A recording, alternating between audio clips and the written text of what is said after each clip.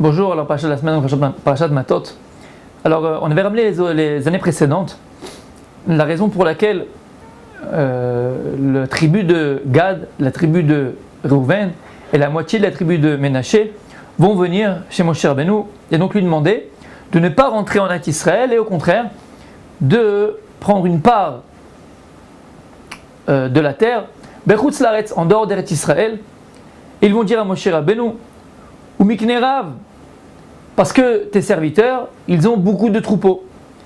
Et donc lui, les commentateurs se posent la question, comment c'est possible que Shifteka, les tribus saintes, vont demander une réclamation telle à Moshe Rabbeinu de ne pas rentrer en Eretz Israël, d'avoir une part à l'extérieur d'Eretz Israël. Et on avait ramené donc les années précédentes que en vérité c'est tout à leur honneur. Bnei Gad, la tribu de Gad, la tribu de Ménaché, la moitié de Ménaché, la tribu de Reuven, en vérité pourquoi ils n'ont pas voulu rentrer avec leurs frères en Eretz Israël? Parce qu'ils étaient très très très attachés à Moshe Rabbeinu, leur maître. Et comme on sait que Moshe Rabbeinu va être enterré en Chutz Laaretz, en dehors de la terre d'Israël, il va avoir le mérite de rentrer en Eretz Israël, tellement attachés à leur maître qu'ils vont avoir cette demande à Moshe Rabbeinu, s'il te plaît, donne-nous une part de l'autre côté du Jourdain. En vérité, c'était pourquoi? Ça cachait quoi? Ce désir ardent de rester attaché à leur maître qui va être lui-même enterré en dehors d'Eretz Israël. Alors ça, on l'avait ramené les autres années, comme on voit dans le pasuk ou Miknerav, et il dit le Tzadik Miloublin, le Rabbi Miloublin, Shaya Laen Kinyan Barav, Mazé Miknerav, ils avaient beaucoup de troupeaux. Miknerav, c'est ils avaient beaucoup de troupeaux. Ça veut dire, il dit, ils avaient Kinyan Be'arav, Miknerav, ils étaient attachés, ils avaient acheté leur rave, entre guillemets, ils étaient attachés à leur rave. Alors ça, on l'avait mentionné les années précédentes. Maintenant, on va rajouter sur cela. Écoutez bien. En vérité, on voit donc que Bechutz Laaretz, de l'autre côté du Jourdain, il va y avoir la tribu de Reuven, la tribu de Gad, la moitié de la tribu de Ménaché et Moshe Rabbeinu qui va être enterré. Pourquoi ces quatre-là ne vont pas rentrer, on va dire, en Eretz Israël et vont rester de l'autre côté du Jourdain? Pourquoi? Qu'est-ce qu'il y a de particulier dans ces quatre, on va dire, personnages de la Torah? Alors écoutez bien. La Gemara dans Masechet Sota, elle nous ramène Daf Yud Gimel Amud Bet. Elle nous dit que Moshe Rabbeinu, lorsqu'il va mourir sur le territoire de Reuven. Et lorsque Dieu va l'enterrer, il va être enterré dans le territoire de Gad. Donc on voit déjà que la Gemara nous dévoile que Moshe Rabbeinu va mourir sur les territoires de Reuven et il va être enterré ensuite dans les territoires de Gad. Donc on voit cette association encore une fois entre Moshe Rabbeinu, Gad et Reuven. Pourquoi? Qu'est-ce qu'il y a de particulier? La Gemara dans Masechet Sota elle continue et elle nous dit quelque chose d'extraordinaire. Écoutez bien. Mipnema Nigva Moshe Etzel Bet Peor. Moshe Rabbeinu, la Gemara nous dit, comme écrit dans la Torah, qu'il va être enterré juste devant Baal Peor. C'était qui ce Baal Peor là? Ce Baal Peor, c'est ce qu'on a vu dans le parashat de Pinchas, lorsque les Bnei Israël vont fauter avec les Midianites, avec les femmes de Midian, et donc avoir une épidémie, il va y avoir des morts. Comme on sait très bien, c'est ramené là-bas, ils disent les Chachamim, que les femmes de Midian, on va les faire tomber non seulement dans la avéra sexuelle, mais en plus dans la avodah zara. Parce qu'avant de faire le maasé, avant de faire l'acte, elles vont demander aux Bnei Israël, attendez, avant de venir avec nous, il faut que vous fassiez l'idolâtrie. Et devant qui? Baal Peor. Baal Peor, c'est le nom de cette idole-là, qui était adorée par ces païens. Et c'était quoi le travail de Baal Peor? Qu'est-ce qu'il fallait faire? Il fallait faire ses besoins devant la statue, devant l'idole. Et ensuite, après, ils ont fait l'acte et ils ont fait cette avéra, ce péché-là. La Gemara nous dit que Moshe Rabbeinu va être enterré moul Baal Peor. Bipnema Niva Moshe Etzel Baal Peor. Et la Gemara pose la question, pourquoi Kadosh Baruch Hu, il a décidé que Moshe Rabbeinu va être enterré devant cette idole de Baal Peor? Écoutez bien. Kedei lechaper al maaseh Peor. Pour venir et pardonner, expier le péché de Baal Peor. Quel péché de Baal Peor? Ce qu'on vient de mentionner. Celui des Bnei Israël lorsqu'ils ont fauté avec les Midianites, où ils vont faire la avodah zara, l'idolâtrie, et faire leurs besoins devant cette idole, et donc servir cette idole. Et en vérité, pourquoi est-ce que le fait que Moshe Rabbeinu maintenant va être enterré devant le Baal Peor, ça va venir expier la faute du Baal Peor, ça va venir expier la faute des Bnei Israël avec les Midianites? Il dit le Midrash, écoutez bien, Tosfot, pardon. Le Tosfot, il amène un Midrash dans la Gemara de Sota. Bechol shana veshana be'et shichatu Israël be'menot Moav bo'oto perek bet peor ole lemala kedei katrek velaskir avon. Tous les ans, écoutez bien, ça fait plus de 3000 ans. Tous les ans, il dit Tosfot. Baal Peor, cette idole-là, donc le Yetzer Hara, ce Satan, il vient devant Akadosh Baruch Hu tous les ans et les Mekatreg, comment dit Mekatreg Rabbi Yosef? Il accuse. Et il accuse les Bnei Israël devant Akadosh Baruch Hu pour cette même faute qu'ils ont fait devant Baal Peor. Mais lorsque Baal Peor il se lève pour aller devant Akadosh Baruch Hu pour accuser le Ham Israël, alors il voit devant lui le cercueil de Moshe et il prend honte, hop, et il retourne à sa place. Chez Moshe Rabbeinu Shakua Bekarka Atrotmo, Vechol Shasheole Chosav Nishka Lemakam Shaku Moshe Rabbeinu. Et donc par le srout de Moshe Rabbeinu, par le mérite de Moshe Rabbeinu, lorsque l'idole de Baal Peor, donc ce malach là, ce Satan là, il voit Moshe Rabbeinu, le cercueil de Moshe Rabbeinu, il prend peur, il retourne à sa place et il ne peut pas venir et accuser le Ham Israël tous les ans, depuis 3000 ans. Il ne peut rien faire. Donc la Gemara nous dévoile pourquoi est-ce que Moshe Rabbeinu il a été enterré Bechutz Laaretz et devant le Baal Peor. Ce qu'il nous faut donc maintenant comprendre, c'est quel rapport donc on a dit entre la tribu de Réhouven, la tribu de Gad, moitié de Ménaché, Moshe Rabbeinu et ce Baal Peor, puisqu'il y a, selon la Gemara, selon les Chachamim, une explication profonde. Pourquoi est-ce que Moshe Rabbeinu il a été enterré à cet endroit-là, Bechutz Laaretz devant Baal Peor? Parce que si ce n'est que Moshe Rabbeinu n'était enterré à cet endroit-là, Chas Veshalom, l'accusation de cette idole elle aurait été tellement grave que ça aurait amené des catastrophes dans le Ham Israël. Alors pourquoi? Écoutez bien, et ça c'est la réponse. En vérité, on va voir qu'il y a une chose qui associe ces 4 personnages, qui sont Moshe Rabbeinu, Gad, Réhouven et Ménaché, et on va le voir les Avdil, Baal Peor, mais dans l'inverse. Quelle a été la spécificité de Gad? Gad, le Chachamim nous enseigne que lorsqu'il est né, Léa va lui dire Tomer Léa Bagad. Tomer Léa elle a dit Bagad. Il dit quoi Bagad? Ramzalo Shebechelko Yeh Kavur Oto. Léa elle a voulu faire une allusion que dans le territoire de son fils Gad, Moshe Rabbeinu va être enterré. Pourquoi? C'est quoi Bagad? Begimel Dalet. Gimel Dalet ça fait 7. 3 c'est Gimel, Dalet c'est 4, ça fait 7. Moshe Rabbeinu il est Niftar le 7 Be'adar. Pour te dire que dans le territoire de Gad, Moshe Rabbeinu va être enterré. Et pourquoi les Chachamim nous disent? Et quel mérite il a eu Gad? Quel mérite il a eu Gad? Behemet. Pour que Moshe Rabbeinu, Rabbam Shel Israël, il n'y a pas eu l'okam ke Moshe be Israël, il n'y a pas eu de prophète comme Moshe Rabbeinu. Quel mérite il a eu Gad? Que Moshe Rabbeinu va donc mourir sur son territoire, va être enterré sur son territoire. Parce que lorsque Akadosh Baruch Hu, par l'intérieur de Moshe Rabbeinu, va donner les dégaïm, les drapeaux, les étendards dans le désert, Gad se trouvait dans le désert, dans le campement avec Dan. Et le chef de campement, la tribu, on va dire de l'étendard, c'est l'étendard de Dan. Mais il y a un problème, pourquoi? Gad, il aurait pu venir devant Moshe Rabbeinu et se rebeller. Il dit mais attends, moi je suis l'aîné de Zilpa, Dan c'est l'aîné de Bilha, donc ça revient à moi d'être le chef d'étendard. Mais Gad il a rien dit. Gad il s'est tu et il a accepté et il s'est soumis à la décision de Moshe Rabbeinu et donc d'Akadosh Baruch Hu. Il s'est soumis à la décision de Moshe Rabbeinu. Gad il a été mochel al gvodo. Il a laissé passer sur son honneur. Gad, il avait la hanava. Gad, il était tellement hanav, il était tellement humble, qu'il a reconnu, si Moshe Rabbeinu, il pense que Dan doit être le chef, alors qu'il est plus petit que moi, il n'y a pas de problème, il n'y a aucun problème. Je me rabaisse, entre guillemets, et je me soumets à la décision de Moshe Rabbeinu. Donc, quoi que Gad, ce qui le caractérisait, c'était la hanava.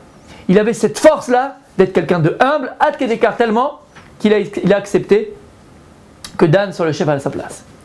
Réhouven pareil. Réhouven, Bechor Israël. Réhouven c'est le premier fils de Léa. Et c'était lui le Bechor, c'était lui le premier-né. Mais on sait qu'il y a quelqu'un qui va prendre sa place. C'est qui? C'est pas Rabbi Yosef, mais c'est Yosef Hatzadik. Yosef Hatzadik va prendre la place de Réhouven. Et on sait, il nous dit les Chachamim, que Reuven aussi, on aurait pu se corréler, il aurait pu objecter, il s'est tu. Il a accepté la décision de son père, il a accepté la décision de Kadosh Baruch Hu. Comment? Par quel trait de caractère et de qualité il a pu accepter cette chose-là? Parce que lui aussi, il était anav, il a compris, il était humble, il a compris qu'Akadosh Baruch Hu avait d'autres plans, et que Yosef Hatzadik, il avait une place particulière dans l'âme Israël, et il l'a accepté, il était anav. Et maintenant, pourquoi la moitié du Shevet Ménaché? Parce que Ménaché c'est pareil. Lorsque Yaakov Avinu est venu pour bénir ses petits-enfants, Ephraim ou Ménaché, il va croiser ses mains. Pourquoi? Normalement Ménaché c'était le premier, c'était le Bechor, c'est le premier-né. Mais il va donner la première place à Ephraim le plus petit. Et là Ménaché pareil, il aurait pu réagir. Il dit maintenant c'est moi le Bechor, papy qu'est-ce que tu fais? Pourquoi tu donnes la place à mon petit frère? Ménaché il a compris que Ephraim il avait une grandeur spéciale et que Ephraim il avait un rôle spécial et il l'a accepté. Comment il a pu l'accepter? Comment il a pu accepter une chose pareille? Parce qu'il a accepté, parce qu'il était humble, parce qu'il était anav. Il était capable de se soumettre à la décision de son grand-père. C'est pour ça que la bracha qu'on fait sur les enfants, toujours c'est quoi? Qu'Ephraim que Ménaché. C'est le symbole de la fraternité. Ménaché c'est vrai que c'était le plus grand, Ménaché c'était le Bechor, c'est le premier-né, mais il a accepté que son frère qui est plus petit, qu'il soit plus grand que lui, dans la Rouhani ou dans la spiritualité, et qu'il ait une place plus grande que lui, entre guillemets, un rôle en tout cas plus grand que lui. Pourquoi? Parce qu'il y a cette mida extraordinaire. De quoi? D'anava, donc d'être quelqu'un d'humilité, de quelqu'un de humble, et donc de reconnaître sa place. Donc on voit que c'est l'humilité qui va associer Reuven, Gad et Ménaché. Moshe Rabbeinu, où la Torah elle-même elle nous témoigne. Anav Mikol Adam. Moshe Rabbeinu il était Anav, un de tous les hommes qui étaient sur la terre. La mida prépondérante c'est Moshe Rabbeinu. Et qui a fait que Moshe Rabbeinu, c'est lui qui a reçu la Torah, c'est lui qui a donné la Torah, c'était lui le maître d'Israël, parce qu'il était humble. Akadosh Baruch Hu il chérit les gens qui sont humbles. Akadosh Baruch Hu lui-même, Kaviachol, la Gemara, combien de Gemarot, combien de Talmud, combien de passages du Talmud, où on parle de la Advatnuto chez Akadosh Baruch Hu Kaviachol, l'humilité d'Akadosh Baruch Hu. C'est la mida que Dieu y chérit. Moshe Rabbeinu c'est ce qu'il était. Et donc en vérité c'est ce qui associe ces quatre personnages extraordinaires de la Torah. En vérité, pourquoi eux, ils ont été enterrés avec Moshe Rabbeinu? Parce que c'est les Shvatim, c'est les tribus qui ressemblaient le plus à Moshe Rabbeinu. Dans quoi? Dans ce qu'il excellait Moshe Rabbeinu. C'était quoi? L'humilité. Alors maintenant, pourquoi Moshe Rabbeinu il a été enterré devant le Baal Peor? Pourquoi il a été enterré devant cette idole-là qui vient et qui accuse l'âme Israël tous les ans devant un Kadosh Baruch Hu qui rappelle la faute avec les Midianites? Et lorsqu'il voit Moshe Rabbeinu, alors il a honte et il revient. Et il revient dans la terre et il se cache. Pourquoi? Parce qu'en réalité, le symbole de Moshe Rabbeinu et des trois Shvatim qui sont avec lui enterrés, Bechutz Laaretz, c'est le symbole de l'humilité. Mais quelle humilité? L'humilité de la Kedusha, l'humilité de la sainteté, la véritable humilité. La véritable humilité, c'est de ne pas dire que je n'existe pas, c'est que je ne suis pas. Non, c'est de connaître sa place, il dit le Chazon Ish. La véritable humilité, c'est de connaître sa place. Et voilà, Shevet Gad, Reuven, Ménaché, ils connaissaient leur place. Ils ont reconnu à un moment donné qu'il y avait quelqu'un de plus grand que lui, qui avait un rôle à jouer à leur place, on l'a reconnu. Pourquoi? Parce qu'ils sont humbles. Mais ce n'est pas une humilité mal placée. Au contraire, c'est une humilité qui est tout à notre honneur. Par contre, le symbole de Baal Peor, de cette idole-là, c'est le symbole de l'humilité qui est mal placée. Pourquoi? On avait dit, c'est quoi le travail? C'était quoi le service de cette idole-là? On avait dit que la personne devait venir devant cette idole et faire ses besoins. Comment c'est possible? C'est débile. C'est débile. Servir une idole et faire ses besoins devant elle, alors c'est là que tu sers, c'est ça ton Dieu. Mais en vérité, qu'est-ce qui se cache derrière? C'est que le symbole de Baal Peor, c'est l'unité mal placée, celle qui est au contraire détestée par la Torah. C'est-à-dire que lorsque les Midianim ont poussé l'âme Israël à la Avera, il faut que tu fasses tes besoins devant. Ils voulaient montrer en vérité, regarde, nous, notre idole, notre Dieu, il est encore meilleur que le vôtre. Vous dites que votre Dieu, il est humble, regardez le nôtre. On peut même faire ses besoins devant lui et il dit rien. Ça, regardez, c'est la maximum de l'humilité. Et c'était ça le service de Baal Peor, c'était l'humilité mal placée. C'est-à-dire que tu peux lui cracher à la figure, tu peux faire ses besoins devant lui et il dit rien parce qu'il est tellement humble, il est tellement modeste. Mais en vérité, le Baal Peor, c'est le symbole de l'humilité dans la Touma, dans l'impureté. Pourquoi? Il dit Rabbi Nachman, dans l'écouter, Moharan, quelque chose d'extraordinaire. L'humilité, qu'on vient de le voir, c'est la base de la Kabbalat Torah. C'est la base de la Vodat Hashem. C'est à ça qu'il faut arriver, l'humilité. Mais quelle humilité? L'humilité de connaître sa place. C'est ça la véritable humilité. Savoir ce que l'on est, qui on est, et quel rôle on doit jouer, et qu'on peut jouer. Maintenant, il dit, Rabbi Nachman, qu'il y a une humilité qui est négative, et qu'il faut à tout prix, de laquelle il faut à tout prix s'éloigner. C'est quoi cette humilité-là? Cette humilité du Baal Peor. Une personne elle peut arriver à se dire Chas Shalom par fausse modestie, fausse humilité. Qu'est-ce que je suis moi? Qu'est-ce que je vaux? Ben mec, je vaux rien. Je suis un petit. Regarde combien je tombe. Regarde à quoi je pense. Regarde ce que je suis. Regarde. Et la personne va se rabaisser de manière négative. Il dit Rabbi Nachman, tu es en danger de mort. Parce qu'à partir du moment où tu te rabaisses et tu n'as plus l'estime de ta personne, l'estime de toi-même, alors c'est le début de la Avera. Parce qu'en réalité, qu'est-ce qui te retient quand tu as une estime de toi? Lorsque tu as conscience que tu es le prince d'Akadosh Baruch Hu, tu es le prince, tu es un prince, tu es le fils de Dieu. Lorsqu'Akadosh Baruch Hu il t'aime, lorsque tu es proche d'Hachem, lorsque tu es Béhémet, tu as un potentiel extraordinaire. Lorsqu'il y a du bon en toi, lorsqu'une personne elle s'estime, lorsqu'une personne a confiance en elle, lorsqu'une personne elle connaît sa place et elle connaît ses qualités, au contraire ça empêche de fauter. Parce qu'il dit mais attends, moi, une personne comme moi, un fils de Dieu, est-ce que moi je pouvais pouvoir fauter? Mais au contraire, si une personne elle se laisse aller dans une fausse modestie, celle de Baal Peor, cette fausse modestie de Baal Peor, elle l'amène à la Avodah Zara. Quelle Avodah Zara? De ne croire que Béhémet, je vaux rien, je suis que mal. Et donc après, c'est vrai, si je fais un péché, si je suis dans l'ordure, si je suis dans mes excréments, si je suis dans la poubelle, ben c'est normal, c'est ce que je suis. Et donc il dit Rabbi Nachman, c'est quelque chose qu'il faut prohiber. Cette fausse modestie là de Baal Peor, elle est à anéantir. Elle est à sortir de notre cœur. Non, au contraire, s'estimer, voir le bon qui est en nous, voir ces qualités qui sont en nous. Et malgré les qualités que j'ai, malgré le bon qui est en moi, et malgré, je connais ma place, je sais ce que je suis capable de faire, ce que je suis capable de dire, capable de donner. Connaître sa place, ça c'est la vraie modestie. Et c'est pour ça que Moshe Rabbeinu, en vérité, il a été enterré, Bechutz Laaretz, devant Baal Peor, parce qu'il vient annuler Moshe Rabbeinu. Cette fausse modestie, qui amène Chas v'Shalom à la Avera. Cette fausse modestie qui amène à se sous-estimer, à se rabaisser Chas v'Shalom.